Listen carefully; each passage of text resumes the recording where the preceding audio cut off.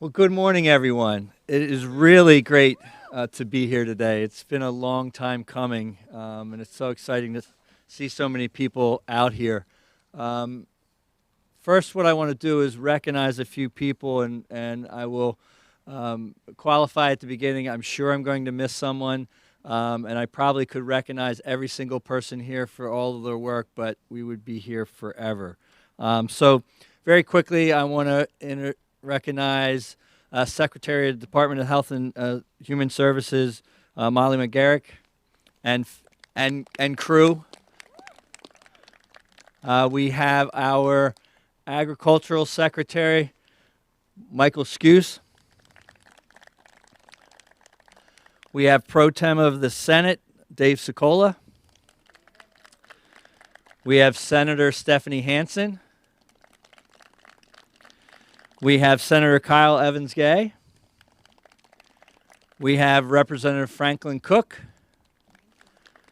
We have from DENREC Deputy Secretary Lisa Bourne-Ogden. And our Division Director of the Division of Climate, Coastal, and Energy, Dana Cobb, without whom we would not be here today. And then we have a few other folks I want to recognize. I see Sherry Evans-Stanton from the Chapter Director of the Sierra Club of Delaware. Joanne McGeoch, who is the Interim Executive Director from the Delaware Nature Society. Peggy Schultz from the League of Women Voters with her many signs. I believe we have Dana Viron, Professor and Chair of the UD Climate Hub, and many, many more folks here and throughout the agenda. If I see others, I will make sure I give a shout out. I also want to give a special welcome. I think Mayor Mike Caranta was coming. I heard he was making his way. I have not seen him yet, but to Mike and all the other city representatives, thank you. Oh, I knew he was on his way, and there he is. He's always a man of timing. Mr. Mayor, thank you. I want to thank you and the rest of the city officials for hosting us here for this event today. I will get back to the city of Newcastle in just one second. But in a few minutes, Governor Carney will announce a major step in years of work by the state and many of its partners to address the impacts of climate change in Delaware. These partners include all of you, and thank you very much for joining us. Now, as I promised, back to the city of Newcastle, who are in the process of installing charging stations for electric vehicles, including one just across the way in the parking lot. We are pleased that our Clean Transportation Program was able to assist with the funding of that project. We've also worked with Newcastle in their efforts to improve resiliency to the impacts of climate change as a historic shoreline community. And they have invested $5 million in a dike system. So we thought it would be a fitting place to hold this historic announcement. Governor John Carney has been a leader throughout his career, both locally and nationally, on mitigating the causes of climate change and addressing the impacts to our state and country. He joined the U.S. Climate Alliance at the beginning of his administration, and shortly thereafter directed us to develop the next generation of climate plan for Delaware. It's my honor to introduce Governor John Carney. Thank you very much, Secretary Garvin. Good morning to all of you. What a beautiful day here in Old Newcastle. This is a place that has a special place in my heart. Many of you know that my wife Tracy grew up here and lived not far from here down on the Strand. This Battery Park, the path that goes around it, is a place that we've enjoyed for years. So it is a special place. It is also the colonial home, the colonial capital of the state of Delaware, and very important in that role. I don't think that our founding fathers could imagine the challenges that we face with climate change and our plan today to address it. I want to thank Secretary Garvin and all of you for coming. You might think that this is a cabinet meeting, so we have about half the cabinet here. Certainly the responsibility for this plan involves so many members of the cabinet, all of the cabinet, and all of you.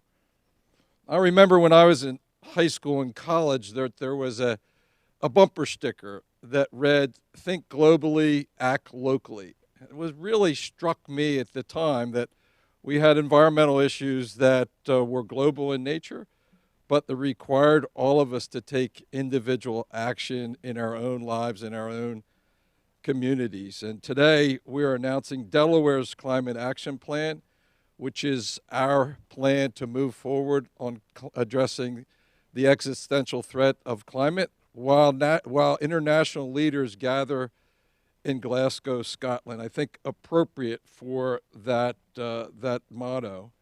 The motto, as I understand it, has been changed to act globally and act locally, and I think that's appropriate as well. I think it's important for me to take a moment to thank those advocates that are here with us today for thinking globally and acting locally for as long as I can remember. We appreciate you bringing the signs with you. Thanks to our leaders in the Delaware State Senate and our member here, Representative Cook from the House. Particular recognition of Senator Hansen for her leadership on all issues environmental. Yes, you can put your hands together.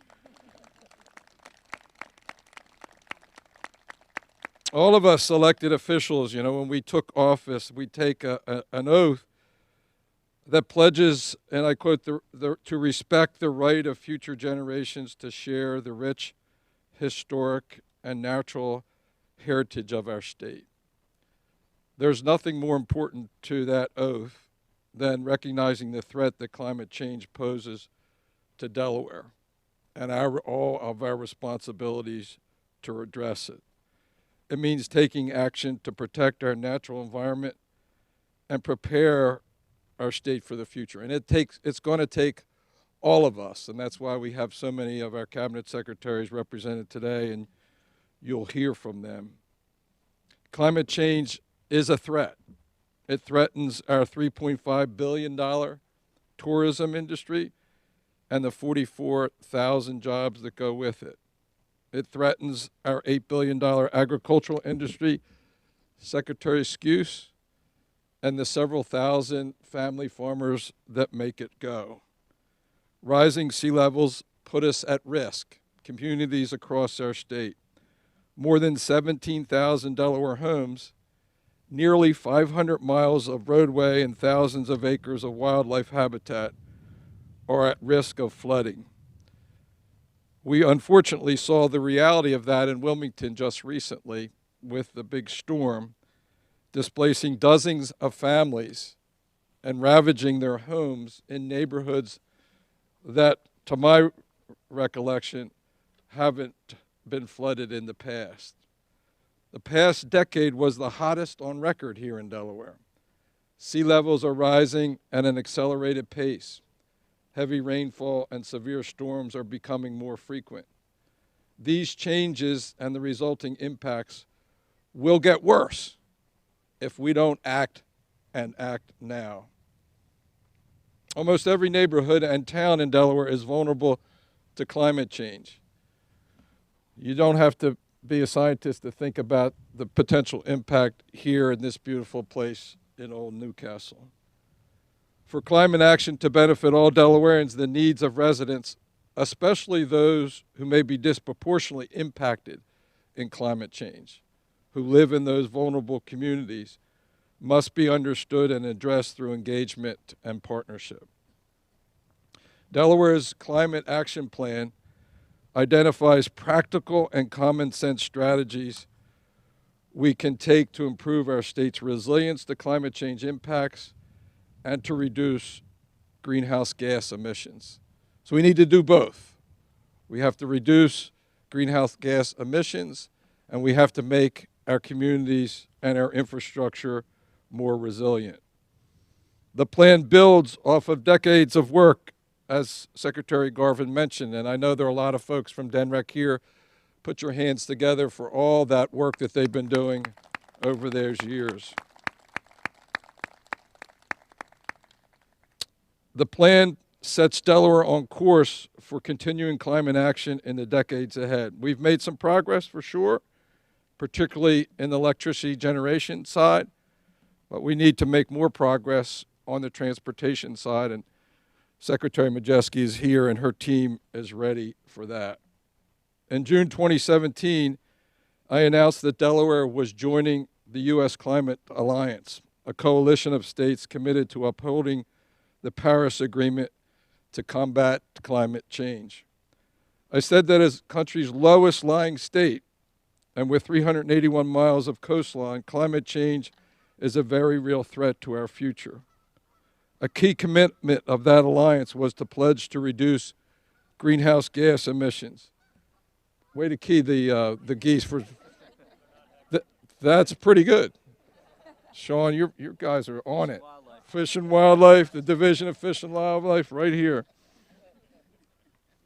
A key commitment of the alliance, the Climate Alliance, was a pledge to reduce greenhouse gas emissions by at least 26% from 2005 levels to 2025. We've also just recently passed legislation to increase our renewable portfolio standard to 40% by 2035, objectives that we can certainly meet. Many efforts are being taken every day by state agencies, local governments, business leaders, and individuals to reduce greenhouse gas emissions. And we're making good and steady progress, but we have a ways to go, particularly, again, on the transportation side. Delaware's Climate Action Plan outlines the path forward to reach our goal and to go beyond. We're going to do our part here in the state of Delaware. Strategies in the plan that I mentioned, that I have a copy right here, again, can be implemented over time as resources, data, and partnerships develop. This has to be an ongoing, long-term commitment.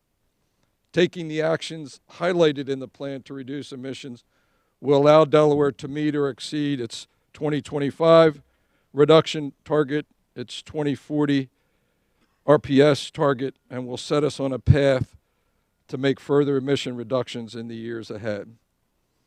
As I said, we've made progress, but we have a lot of work to do. At one level, it seems really complicated. The science around it, the approaches to eliminating carbon emissions to the atmosphere, all the different things that we need to do. But for me, it's really a pretty simple thing with respect to our obligation. And I go back to a visit that I had at North Star Elementary not long after I became governor. And there were two things that were part of that conversation. An earlier visit to North Star, and then the later visit with 5 little girls who had started a initiative that they called Help the Earth. Earlier, one of the little boys asked me what the most important job of the governor was.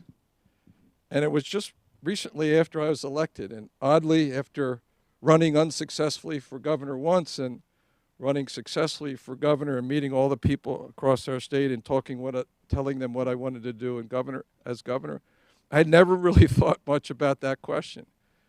But it came to me that my job, I don't really do anything specific. That's supposed to be a laugh line. I was laughing. Were you laughing? No, my job is to enable other people to do their jobs and to do it better. And that's what I see my job here, what my job here is all about. The later meeting with the 5 little girls who were challenging me as their governor, they were 3rd graders, to think about the things that we have to do to address climate change. And all I could think about was my obligation in the oath of office that I took, my obligation to those 3rd grade girls at North Star Elementary, and our obligations as the people of Delaware to address this existential threat. This is our action plan for doing just that. And I couldn't be happier and more proud of our team for this announcement today. Thank you all for coming, and I'm going to turn it over to our Lieutenant Governor, Bethany Holong.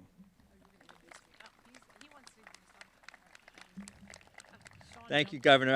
I've got a couple nice things to say about the Lieutenant Governor, so I thought she wouldn't mind if I jumped in. Before I do that, I do want to recognize Kate Hackett has joined us from the Delaware Wildlands as well. As Lieutenant Governor Bethany Hall Long has led the fight to make Delaware stronger and healthier, a nurse and health scientist, she understands how climate change can negatively impact the health of Delawareans and the importance of taking action to mitigate those negative impacts. Ladies and gentlemen, Lieutenant Governor Bethany Hall Long. I figured I'd leave that up for you. He left it. The weather. There's an inside joke that Governor Carney and Secretary Skew started years ago about the weather between each other. So I will take credit today for the weather. Thank you. So yeah, when it's a good day, I'll take the credit. As I sat here today and was thinking and looking at this incredible audience, and thank you, Governor, for the opening comments and laying the table, I think about the African proverb. We are to treat the earth well. It is not given to us by our parents, but it's on loan by our children. And I look at our Secretary of Health who has her daughters here today, and it really is, as the governor said, about future generations in the long term and about our public's health, as you mentioned, and the impact with the economy and the environment. As I think back to, and I look at my colleagues from the General Assembly, the House and the Senate, and stakeholders, my first meeting when I returned to Delaware with the League of Women Voters was around environment, and Peggy Schultz, you were present. I think to the many years of studies, as the governor indicated, lots of planning. We've had sea level studies, we've had carbon emission studies, whether in the House or the Senate, in debates. Today it is incredible, and I thank you to DNRAC and to our Department of Transportation and Health and Ag who are coming together with this roadmap to help and protect generations ahead. And I just want to say it's a delight to be here. I cannot wait to continue to roll the sleeves up into the call to action.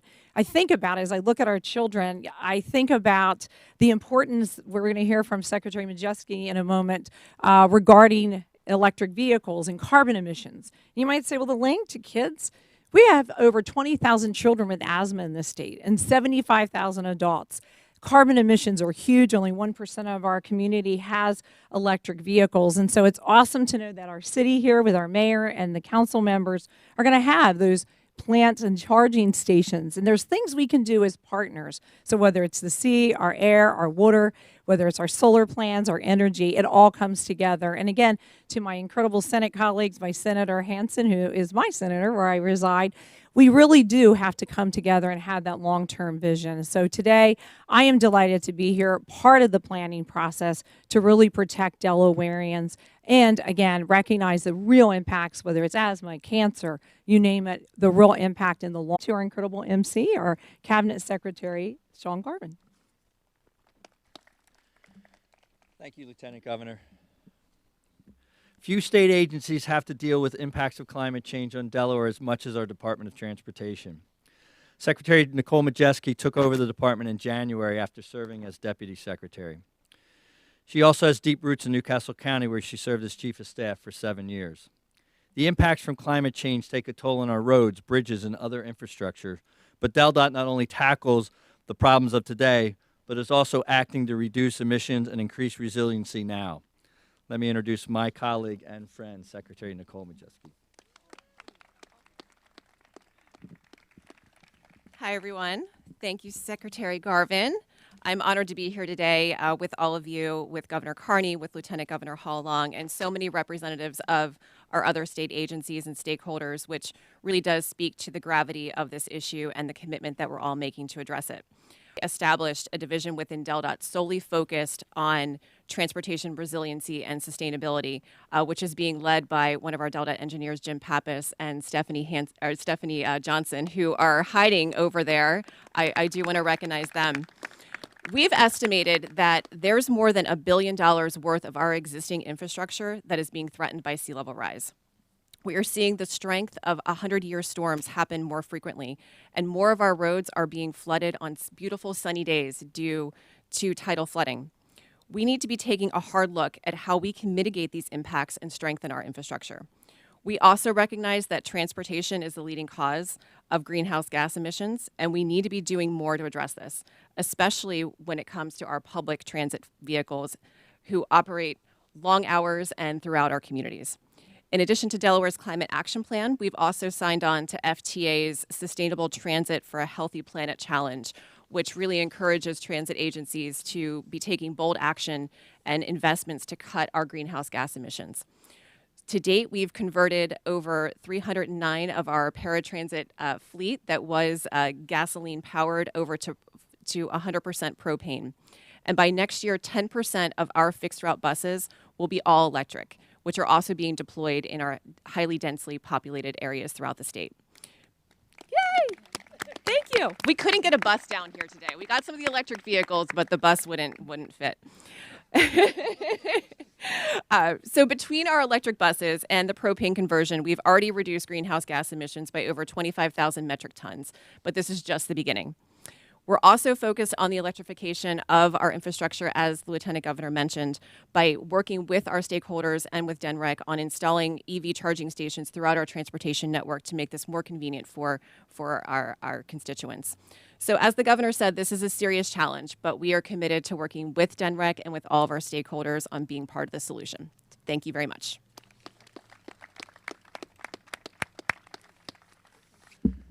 Thank you, Madam Secretary. I do want to recognize Tony DePrima joined us, who is the Executive Director of the Delaware Sustainable Energy Utility.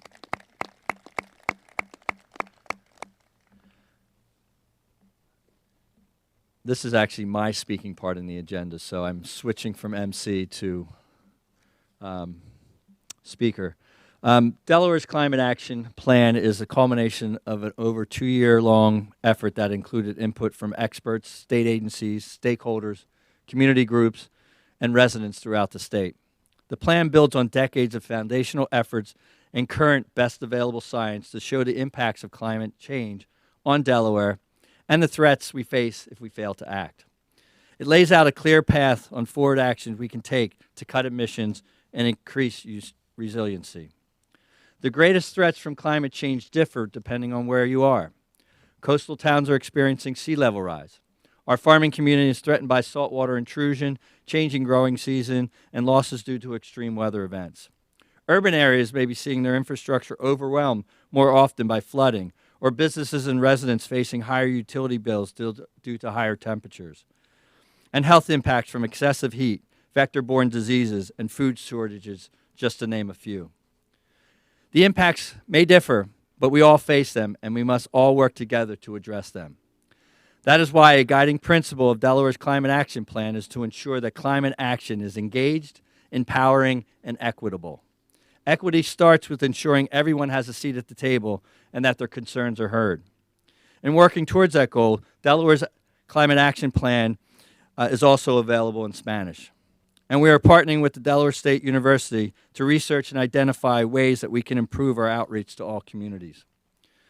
DENREC has a long tradition of public engagement to ensure the wise management, conservation, and enhancement of the state's natural resources, but we can always do better. These efforts will also help us as we work to identify opportunities to reduce emissions and expand programs we already have in place. Energy efficiency measures can be put in place relatively quickly, and existing programs can be expanded. Among our existing programs, from January through September this year, our Green Energy Program approved more than 360 solar and geothermal grants totaling more than $2 million. Over the same period, our Energy Efficiency Investment Fund has supported 76 individual projects that will save businesses a combined $2.8 million in energy costs.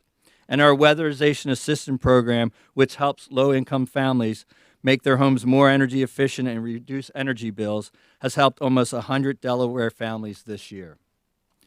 We have made significant progress, but more needs to be done. We must also do more to improve our resiliency to the impacts of climate change we are already witnessing. Maximizing resiliency to climate change impacts now better prepares us for extreme and unexpected events, including avoiding property damage and loss, direct and indirect business interruptions, and human death and injuries. State agencies are uniquely positioned to lead the resiliency effort by providing resources, training, and promoting cooperative efforts among all levels of government.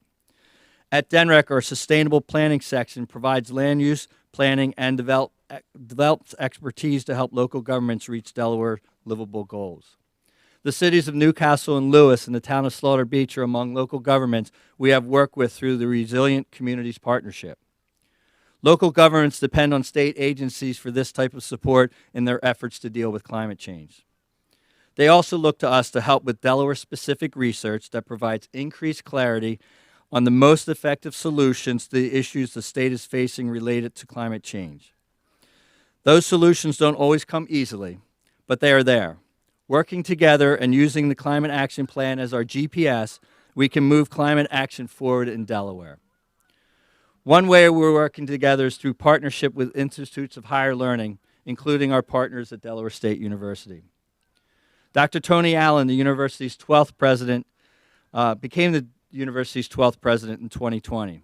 Dr. Allen is the founding president of the Metropolitan Wilmington Urban League, co-founder of Public Allies Delaware, a chair emeritus of the National Urban Fellows, and as president, he is committed to making Delaware State University the most diverse, contemporary, historical black college and university in America.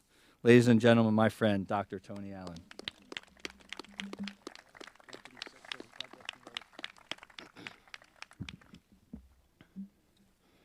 Good morning. Good morning.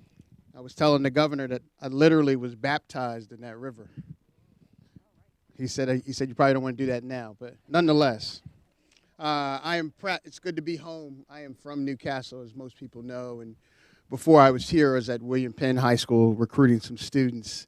And when I think about this day and how important it is, I think about communities of color in particular and how much they are affected by these kinds of things, but are often not at the table. It's very important for Delaware State to be a conduit to make sure that those folks are at the table at the earliest stages, including while they're in school. And we haven't always been particularly focused on climate change at Delaware State University, but over the past 5 years, we've gotten much, much better. And we know the reasons why we need to get better. Because when things happen, particularly the flooding that the governor alluded to in Wilmington, that is directly impacting families' ability to be successful, to take the advantage of the next logical steps for their students, to make sure that they are well cared for. So when we think about this particular effort, we look to it through the lens of our own mission. You'll note that we have a partnership with Exelon and the Renewable Energy Center that we've had since 2017. Our partnership with the USDA through the Climate Hub Demonstration Center at the university has been strong and has continued to capture national attention. We just launched our Global Institute for Equity, Civil Rights, and Inclusion and are getting significant results there as well. And as the Secretary mentioned, I'm particularly proud of our new relationship with DNREC that is really going to those lower resource communities, telling them about the effects of climate change, but more importantly, getting them in the game so that they can be a part of the solution. So as we think about this glorious day and what it means for all of us, I'm reminded of an event I attended just yesterday in Washington, D.C. It was the dedication of the HBCU National Center. And that particular event was to highlight the inaugural class of the National Center, which are young people from HBCUs that are interested in serving as staffers in Congress. One of those young ladies was from Kentucky State University and told us at the time that her biggest interest is climate change. But nobody in her community even understands what that means until they have to understand the devastation that it causes. We can't have that happen in any community, in our community. And I'm fortunate that we have the kind of leaders we have at the table that recognize that we're only as good as the least advantaged among us. We're only as good as the least advantaged among us. So let's take this unique opportunity from the governor, the lieutenant governor, Secretary Garvin, all the secretaries listed, my dear friends in the Delaware General Assembly, and make this a clarion call for the entire whole of the Delaware communities. God bless you and thank you for this opportunity.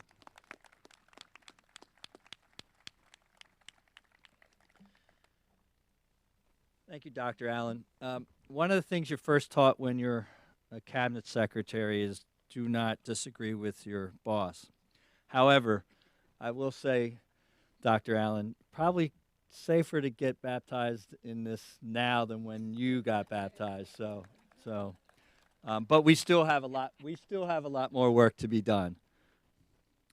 Strong partnerships are essential to ensuring equity in climate action. They also help increase awareness about some of our existing programs that help businesses and individuals across Delaware improve energy efficiency and reduce emissions. One nonprofit that has benefited is the Delaware Historical Society.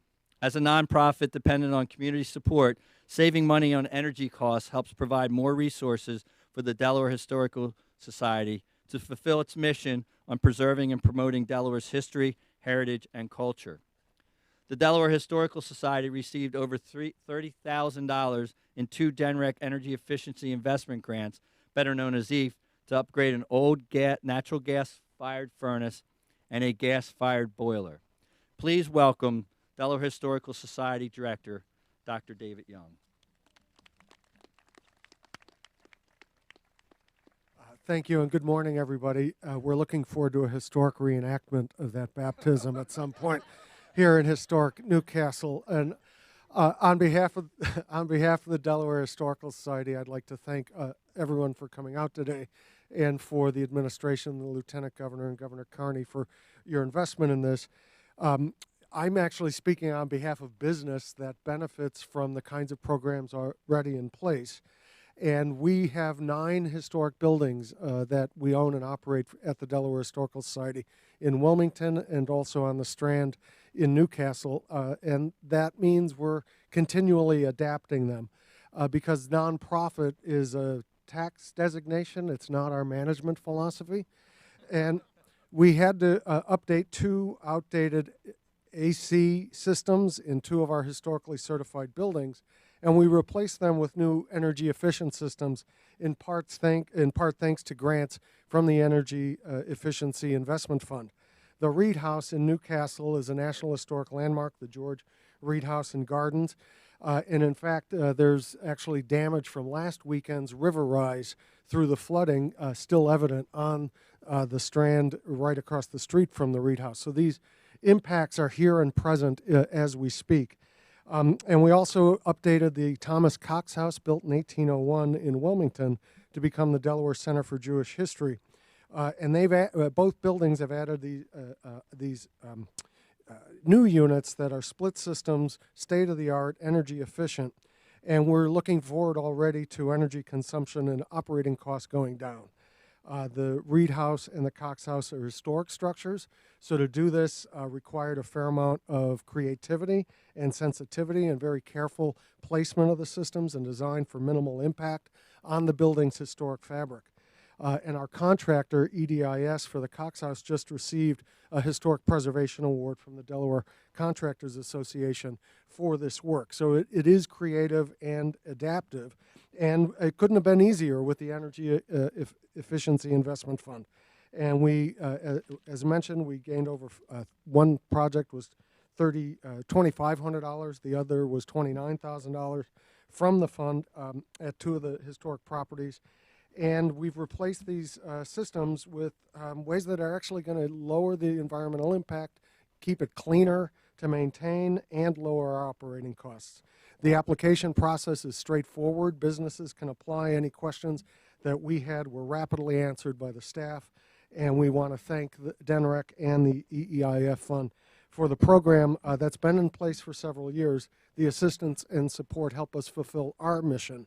One way to think about historic preservation is the responsible management of change. And that means we're all in this to adapt and change, because the historic effects of this historic program will have historic impact in places like Delaware, where 5 centuries of history is present in our daily lives. So help us manage change and give life to history. Thanks very much.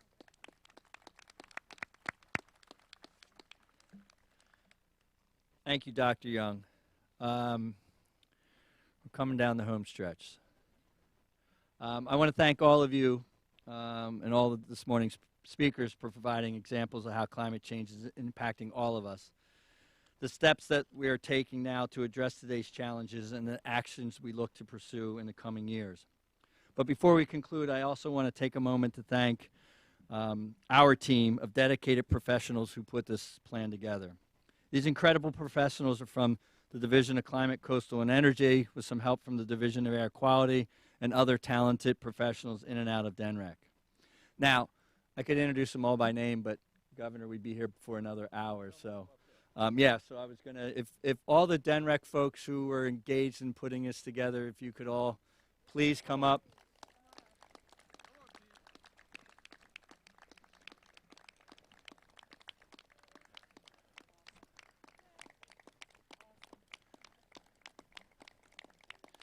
As you can see why introducing all of them would have taken some time. Jameson, that includes you. Come on. We have, did Dana come up? Okay, you were being blocked. Kim Coles. I'm sure there are others who are still trying to hide, but I want to thank this group.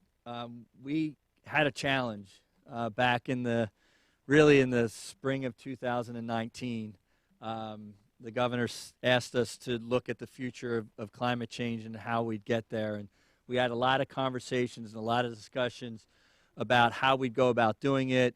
Was it mitigation? Was it mitigation and resiliency and adaptation? And we decided that we really needed to look holistically at the climate challenges that we face. And so this group went to work, and many public workshops and working with consultants and working with the community and businesses. And at the end of the day, this is what we came up with. And so I couldn't be more proud of not only the professionalism, but truly the passion that went into this. And I hate to tell you guys, that was the easy part. Now we have to go out and implement it. And so I look forward to us taking action now to ensure the health and vibrant economy for future generations. For those of you who want to see it, de.gov/climate plan is where you can find it. Thank you all for coming. Congratulations to all of you who are involved in putting this together, and now the hard work begins. Thank you all.